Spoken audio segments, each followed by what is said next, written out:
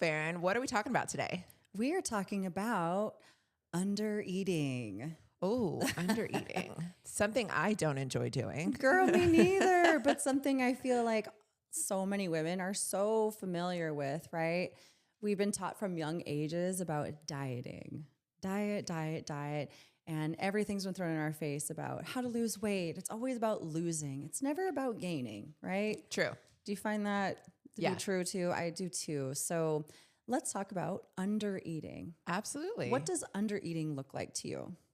Well, I know a lot of people think that the best way to lose weight is to eat less, a lot less. And so I a lot of times am telling people less is not always better.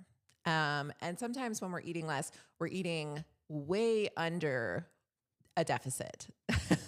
Max wants to be on the podcast today. You're not undereating, huh?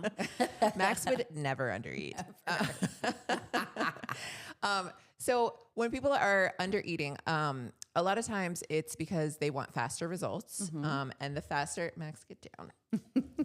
And the less they eat, the faster they think they're going to have results. And they're going into a deep deficit. I encourage people to put themselves into just a slight deficit. So we want to just be hitting where we're under maintenance to the point where we're in a deficit, but not a deep deficit. Yeah, I agree. I even encourage my clients to even take a little step back further than that and find first, what does consistency look like?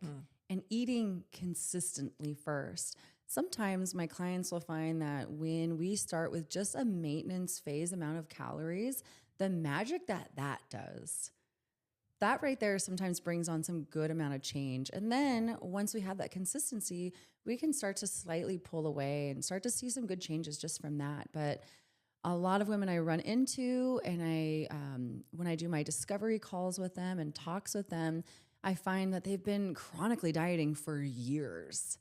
And when you've been doing that for years, that scale is not going to budge. You're going to find yourself just stuck forever. So finding some consistency with a little bit higher food sometimes creates a big change right off the bat. I definitely think, especially in the beginning, starting with just a baseline, getting that consistent eating down is so important. And then we can move from there. When I start people on a diet, they'll be like, this is so much food. And part of the reason I've heard that many times. Many times. What do you mean 2,000 calories? Yeah. Oh my gosh. And I do that because I think a lot of times people think they need to eat less than they do to maintain. And I want to see where their maintenance really is at.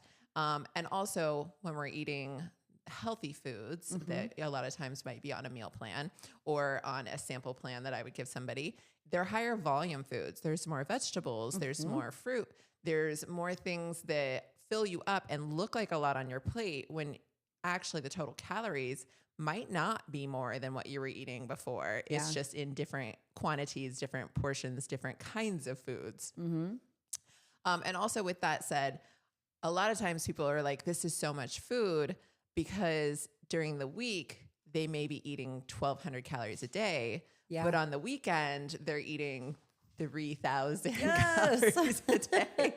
So like during the week, they're looking at me like, oh my gosh, you're giving me so much food. But when we look at the total over the actual whole week, if we're eating 2,000 calories every single day, they might not really be eating any less than they were throughout the week because of the undereating during the week, overeating on the weekend pattern. Agreed. And oftentimes women think, oh my gosh, I'm so good during the week. And then the weekend's just out of control. And oftentimes all that is that's exactly it. They're just under eating during the week. And then the weekend, their body is literally saying, hey, I need more food. I need more food. It's screaming at you. And that's when you give into that cycle that sometimes we create. And so it would be fixed if you just had more consistency throughout the week, understood and looked at what you were eating, and actually focusing more on your goals instead of the scale and what the scale's dictating. The scale sometimes just has so much over how we feel about ourselves every day. I have seen a lot of people in I call it 2 steps forward, 2 steps back. And they're stuck just because of that pattern. I think it's one of the most common issues I see with people who feel stuck is I eat so little during the week and I'm so good. And then I blow it on the weekend. I understand that. The weekend is hard. Yeah. It is hard to stay on track during the weekend. And so maybe we can even talk about some tips that we use to stay on track during the weekend so we're not spiraling over the weekend and then have that get it back on track on Monday mentality. Yes. Because I feel like that is a huge one. And it's definitely a diet pitfall that I see so often. And I will say when we're under eating during the week and then we're eating a lot on the weekend, we're starving our body during the week. And then the weekend comes and we're overeating and your body's just going to hold on to all that. Cause it's like, you're starving me. I can't I got to store this food because I might need it. Cause Monday comes and I'm back to starving. Yeah. And we just start that vicious cycle again. Monday. Yeah. It's Monday. Diet starts now. Yeah. How many times have we told ourselves that? Diet and starts how many Monday. times we hear that? Yeah. Yes. Diet starts now. Yeah. So I love that. Let's talk about some tips that can help people go into the weekend feeling confident. I think we've already talked about it, is that consistency. Find consistency during the week so that the weekend doesn't feel like this celebration, right? What are we celebrating? We made it through the week. You do that every week. Good for you, boo-boo. Right. We can't look at the week like some monstrous thing. Like, just find consistency with your diet, and then the weekend won't feel so big anymore. It will just feel like a normal weekend, normal day. The weekend mentality. I am one who I have FOMO, like I have fear of missing out. And it tends to be on the weekend that friends want to go out or do something, go out to dinner, go out for drinks, whatever it may be. And I also, for some reason, have this mentality, Adam will tell you, that if it's Friday, I must be doing something. Like if I start going off my plan on Friday, it tends to be that weekend spiral. Gotcha. So one of the things that I find that works best for me to stay on track during the weekend is so different people have different plans, and a lot of my clients have a 1 day or 1 night untracked meal. So they can pick when it is. It can be during the day, it can be at night, but it's one meal that's untracked. That's their time to work in something more fun, something that doesn't fit their macros. If they're on a meal plan, it's their time to go off their meal plan. I love that. Yes. So one meal untracked, it's not a binge. It's not a food fest. It is eating till you're satisfied, eating something that you probably couldn't work in on your plan. And it doesn't go all night. So a one sitting meal, that's my other stipulation. I like that. It's something that you would have in one sitting. But I find for me, when I'm doing that kind of plan where I have an untracked meal, picking the night ahead of time. So picking the day I want to do it, looking at what's happening over the weekend and saying, I've got friends in town and they're going to want to go out to eat on Saturday. So I'm going to have my untracked meal on Saturday and then sticking to it. Because I find if, Friday rolls around and I'm like ready to do something fun and I haven't really set that untracked meal, it's easy to go, well, Friday, Saturday, Sunday. Yeah. And before you know it, you're starting again Monday. So I think my biggest tip is pick the day that you're going to have the untracked meal, stick to it, and get right back on track the next day. I like that. Yeah. I'm going to add in too, along with that planning, right, is meal prep. Oh, yeah. We meal prep for the week, but we forget about the weekend. And just simply having some cooked proteins in your fridge, ready to go, makes eating over the weekend so much more easier, right? We open the fridge and what do? What do I eat? Proteins, I don't know about you, are the most time consuming for me to cook. So if I can get the hardest thing done and already have that in the fridge waiting for me, then I already can open the fridge and go, you know what? Okay, I have cooked chicken. What do I want to pair with that chicken? As opposed to, what do I want to eat? I ain't got nothing cooked. So it just becomes this like free for all, right? Absolutely. And then pair that with the weekend. And then, Monday starts, diet starts. So who cares what we eat right now? So planning ahead, I love that. looking forward to an untracked meal. I love that too. And then just cooking ahead of time too, having that meal prep ready. Yeah, I think that's a good recipe for success. absolutely. One of my other tips I give people is I think we celebrate with food a lot. We do. Food is, and I do, my family does. Yeah, food me is too. part of all celebrations. Yes. That's our culture. Yes.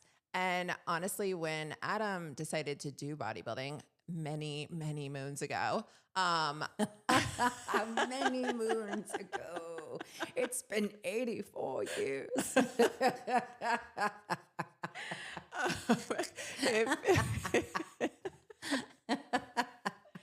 That made me laugh. It feels that long ago, right? I remember the thing that I struggled with most was that one of the things we did for fun was go out to eat. Yeah. And all of a sudden, it's way more challenging to go out to eat when you're in a bodybuilding prep. And I was like, oh my gosh, what do we even do for fun? And I think a lot of people are like that. The simplest thing to do when you want something fun to do is go out to eat. Yes. And so I a lot of times encourage people to find other treats on the weekend that aren't food related. So like if you want to do something on the weekend that feels like a treat, do something that feels like a treat, but it doesn't have to be food related.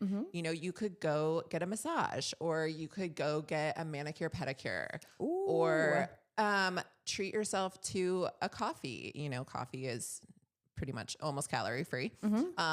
Those kinds of things, or like go for a walk with a friend. I don't know, whatever it is, or a hike. I love getting out in nature. Me too. I play golf. Going to play golf is a treat. Those kinds of things. So it doesn't always have to be like, it's the weekend, I have to do something special. Let's go out to eat. It's the weekend, do something special. It doesn't have to be going out to eat. Yeah, it is. It's hard to find some things to do, especially like you and I are spoiled. We live in a city that is full of entertaining things to do and experiences to do that don't center around food.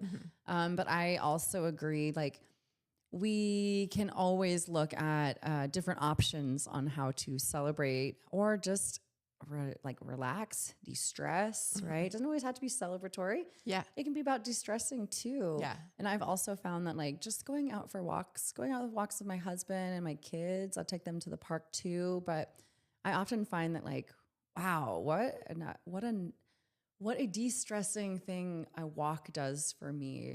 It like just chills me out. I have great conversations with my husband on those walks. And when I come back, I feel good, like physically. Yeah. And sometimes what we'll do is after we eat a meal, we'll go for that walk. And that feels even better, right? Digestion's going. It's going to help with blood sugar too. So looking at, not eating as the celebration, but like find something else to do to celebrate instead. I love that idea. Yeah. Great idea. Yeah. And while I say all of this, you can still go out to eat and stay on your plan. Yes.